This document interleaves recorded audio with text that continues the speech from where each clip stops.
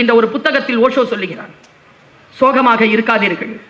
உங்கள் வாழ்க்கையில் நீங்கள் செய்யக்கூடிய ஆகப்பெரிய குற்றம் சோகமாக இருப்பதுதான். மகிழ்ந்திருங்கள், மகிழ்ச்சியாக இருங்கள், மகிழ்வதற்கான வாய்ப்பை தேடாதீர்கள். வாழ்க்கையின் உயிரோடு இருக்கக்கூடிய வினாடிகளே மகிழ்வதற்காகத்தான் தரப்பட்டிருக்கின்றன என்று எழுதுகிறார் ஓஷோ. நான் இப்படி யோசிக்கிறேன். சீசர்ங்கிற ஒருத்தனை எனக்கு ரொம்ப பிடிக்குங்க. அவனை ஜூலியட் சீசர். நான் ஒரு மோட்டிவேஷனல் ஸ்பீக்கர். எதை பார்த்தாலும் அதுல ஏதாவது ஒரு மோட்டிவேஷன் இருக்கான்னு பார்ப்பேன். நான்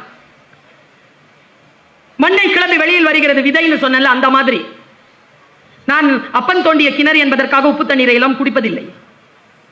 நான் யோசிப்பது உண்டு, எது சரியோ அதை அந்த வழியில் போவது உண்டு. இறை நம்பிக்கை கொண்டவள் நான். இதை சொல்லுவதில் எனக்கு எந்த வருத்தமும் இல்லை. யோசித்து பார்த்தால் நாம் எந்த இடத்தில் நம்முடைய சிந்தனையை செலுத்துகிறோம் அந்த இடத்தில் ஒன்றும் இல்லைங்க. சாதாரணமான வறுமையான